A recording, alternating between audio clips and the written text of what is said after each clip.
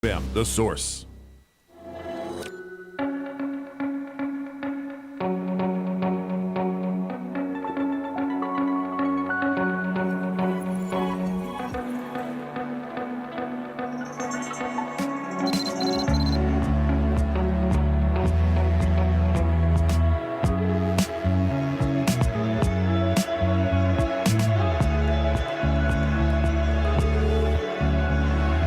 Thank you for tuning in. 21 minutes after 11 o'clock. Who was the singer that did the song Leaving Las Vegas from? What was her name again? Do you remember?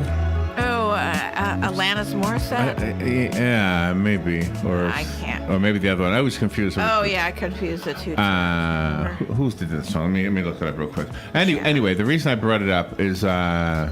Sheryl Crow. That's it, Sheryl Crow. How come I always mix? I do the same thing. Me too. I get them both mixed up. Anyway, I remember seeing an interview with Sheryl Crow, and she said Leaving Las Vegas was not a song she thought was going to be a hit. She thought it was just, one of those songs you add to an album. And then I think somebody in her family, a younger male, a nephew or something, said, hey, that's a great song. And anyway, so it became a hit. Well, what makes a hit, right? And some people seem to have one after another, whether it's a movie or a book or a song. Derek Thompson has studied this somewhat. He's the senior editor at The Atlantic magazine. He's a journalist who writes about economics and the media. His own book is now #1. I wonder if he even knows that. I found pretty amazing. I found it on Amazon. The book is called Hitmakers, and if you go to Amazon right now, it's a #1 book. And in the entertainment industry category, oh my gosh, that's pretty exciting. Very. Derek Thompson, good morning, sir. How are you? Good morning. It's great to be here. Thank you. You have a hit. You're a hit maker. Thank you very much. I appreciate it. Well, I mean, I spent enough time writing the book. It's good to finally see it there. Yeah, but a lot of people spend a lot of time doing things and then they just fail, right? Like that big wooden airplane that Howard Hughes made, right? What was that? I mean, he put a lot of time and money into it, right? Yeah, I don't know too much about the Howard Hughes plan. It's interesting that you made the comment about Leaving Las Vegas, the Sheryl Crow song, because throughout this book, I have a lot of examples of songs that initially failed and then went on to become enormous smash hits. One of the more famous ones, maybe the most famous example, is Rock Around the Clock. When people hear Rock Around the Clock now, you're like, well, of course, how could you hear that song and not just tap your foot sort of, automatically? It like taps into some like hominid part of your brain.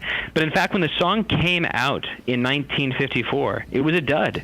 People didn't like it. Really? And then it came out the following year. Very few people know this. It came out the following year at the beginning of a movie called Blackboard Jungle, which is like one of these juvenile delinquency movies. Oh, yeah. Cause.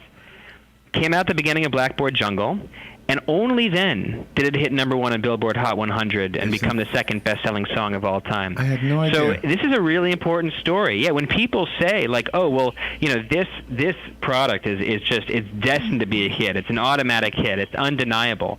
Well, the power of Rock Around the Clock seems undeniable to us now. But at the time, it was very deniable. The same song was both a failure and a massive success. That is the interesting. difference there is distribution. That is interesting, and I know the book is not just about having hit songs. It's about us as individuals succeeding at whatever it is, and I want you to talk about that. I wish we had a longer time to talk to you, but I wanted to say one thing real quickly about hit makers is that when they have that breakthrough thing, whether it's a book or a song or a movie, it seems like they can do something that's not as good as the first one and still have a hit because they now have a name. This is a really cool point. Yeah. So sorry to go right back to music, but one product that actually came up over and over again as I was talking to experts about hits was Kid A, that Radiohead album. I don't know if you guys remember that. Mm-hmm. But when Kid A came out, it was probably the weirdest #1 album in the history of music. I mean, there were parts of it that just sound like sort of aliens cooing. But it was only a massive hit because Radiohead had already had all of these enormous hits. They could do something that was a little bit weird. So I think a lot of times, an artist's most interesting and genius work, say Sgt. Pepper, right? Or if you want to take a different category, maybe something like The Godfather. A lot of these genius works often happen after the artist has achieved a certain amount of popularity. So it is the case, yes, that you probably want to build your popularity by doing something that's a little bit crowd-pleasing. Yeah. But your genius often happens after you've gotten people's attention. I love that. I love that observation. But does that apply to the everyday person? I mean, everybody isn't doing hit records and hit selling and big selling books and all that. Does it apply to the guy who's trying to climb the corporate ladder? That guy or gal? I think it absolutely does. Yeah, absolutely. I think that when you're starting off at a company, let's say, it makes a lot of sense to work within the structure, right? To not shake the tree too much. To say, I am going to show that I understand the culture, that I understand the workflow, that I understand the work hierarchy. And when people see that I can be successful within this system, they'll be proud of me and they'll promote me.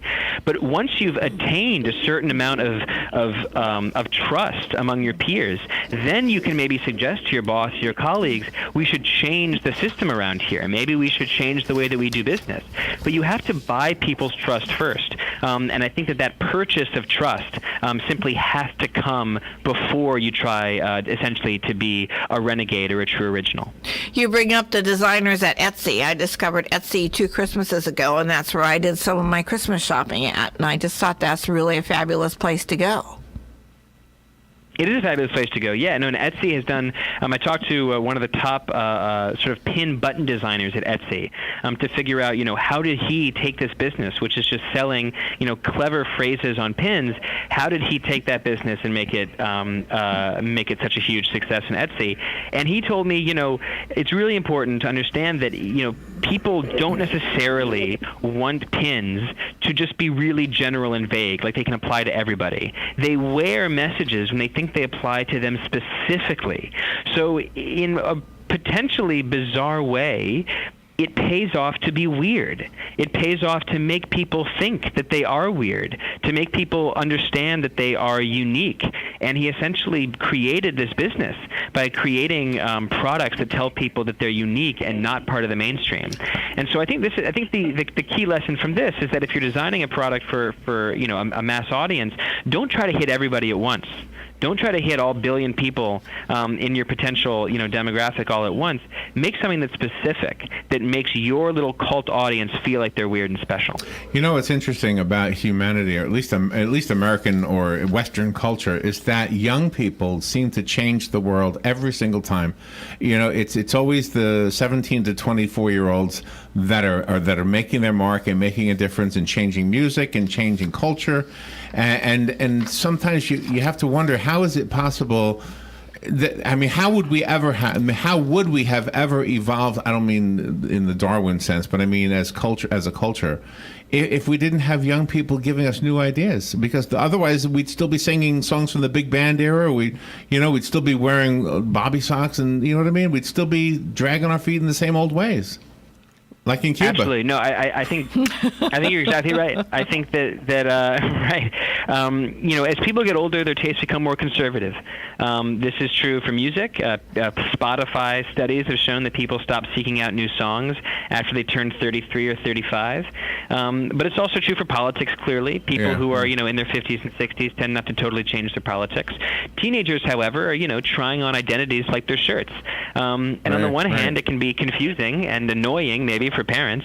But on the other hand, this is how culture moves forward, is because there are a handful of people who are willing to take a risk on the new. So going back to music, I wanted to say this, that if you have, who was I? Oh, I saw Melanie. Do you remember Melanie Safka? Okay, well, she way before his time. Okay, you look pretty young. But anyway, Melanie had a whole bunch of hits, and I saw her the other day on some TV show, and she really shows the age. But she said, "I got this great song. I know it in my heart. This is going to be a hit." And she played it, and I said, "Yeah, maybe if you came out with it in the '60s, because it does sound good, but it's not going to win over this young audience because the young audience is buying something different now." And that's a great example. And I'm thinking the same thing is probably true with movies. Can you imagine All in the Family today? It would never be a hit TV show. No. Right? It had to be that generation. I think you are exactly right. I think you're exactly right, and I think that it's the case that to go back to music, rock and roll was an incredibly brave and weird sound in 1955 that adults were scared of and teenagers wanted to glom onto precisely because it was original and new. But I mean, look, compare that to like the 1980s. Like if you came out with Rock Around the Clock in 1983, people would be like, "What the hell is this? This sounds old-fashioned." So of course, tastes change and hype cycles come and go.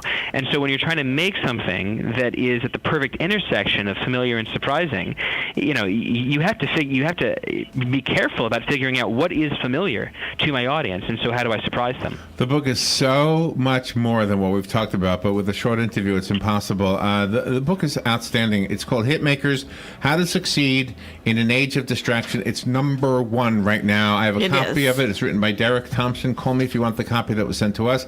I know you can buy it on Amazon. Do you want to recommend a website? Yeah, I think just go to Amazon. Go to Amazon.com and buy Hitmakers. That'd be great. Thank you, everybody. Derek, thank you. I know we went over. I apologize. We'll take a little break. Be right back.